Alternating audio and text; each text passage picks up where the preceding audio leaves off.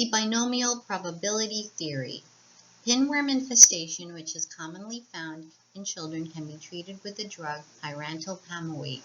According to the Merck manual, the treatment is effective in 90% of cases. Suppose that children with pinworm infestation are given the drug.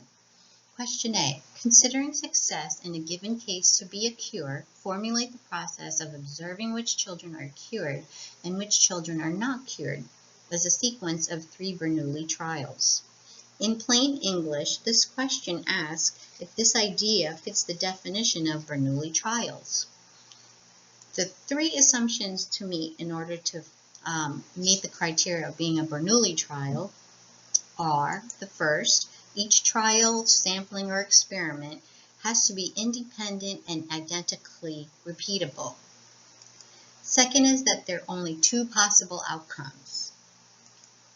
The third is the probability of success or failure remains the same from trial to trial.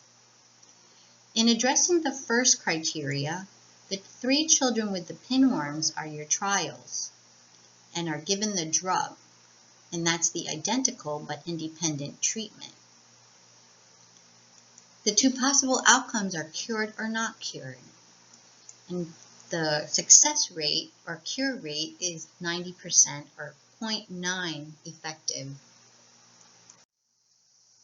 Part B, construct a table similar to table 5.14 for 3 cases. Display the probabilities to 3 decimal places.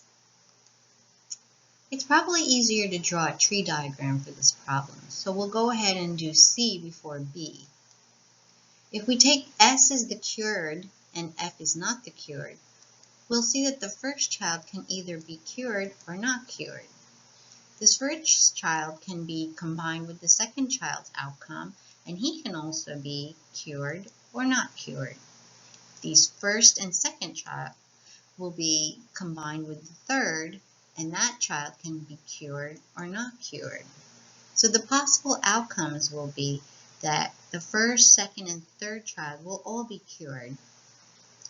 Another possibility is that the first 2 children will be cured, but not the third, and so on, until we get to the very bottom list of all 3 not being cured. Now back to B, the probability that a child is cured is 0.9, and the probability of not being cured is just the complement of that, which would be 0.1. Now, because they're independent events, we know that it's the probability of getting 3 cured is just the individual probabilities multiplied together. So for 3 successes or cured, you'll have 0.9 times 0.9 times 0.9. And the 3 not being cured will be 0.1 times the 0.1 times the 0.1. These are the 2 successes with 1 failure, and it's 0.9 times 0.9, which is 0.081. For 2 failures, it will be 0.009 when you multiply 0.9 times 0.1 and times 0.1. Now part D says list the outcomes in which exactly 2 of the 3 children are cured. Here are the 2 that are cured with 1 that's not cured. Find the probability of each outcome in part D, and why are those probabilities all the same? Well, they're all the same because 2 out of the 3 are successes and the order doesn't matter. So you'll have 2 successes, 0.9 times 0.9, which is 0.9 squared, and 1 failure, which is just 0.01 raised to the first power. Then it's just 0.9 squared times 0.01, which is 0.081.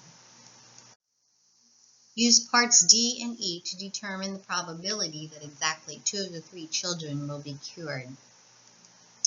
There are 3 ways that 2 successes and 1 failure can occur.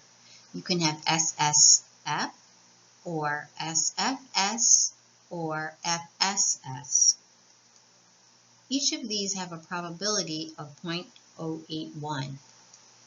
The probability that exactly 2 are cured is just the sum of the probabilities, or 0.81 times 3, which is equal to 0.243. The binomial probability formula can be expressed as the probability that your random variable x is equal to the number you're after having that trait being equal to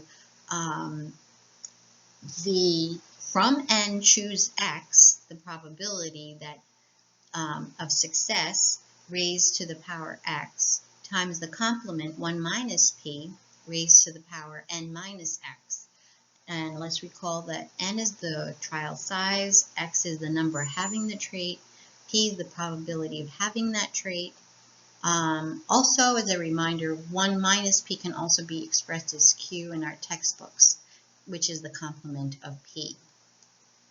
In our situation, the probability of having two cured or successes is equal to the from 3 choose 2 times the success rate of 0.9 raised to the second power times the 0.1 times raised to the 3 minus 2. The expression from 3 choose 2 is equal to 3 factorial divided by 2 factorial times 3 minus 2, and that formula is n over x times n minus x. When we simplify, we'll just get, after the factorials are expanded, equaling 3, because the 3 will cancel out and the 2 will cancel out, and you'll just have 3 in the numerator. So let's put our back up in the equation, and to simplify things, we know that 0.92 is just raised to the second power, and 0.1 will just be raised, 3 minus 2 is just 1. And a binomial coefficient goes up as the coefficient for the from 3 choose 2. Without using the binomial probability formula, obtain the probability distribution of the random variable x, the number of children out of 3 who are cured. Here's our chart with the probability of the random variable x being x, the number of children out of 3 who are cured.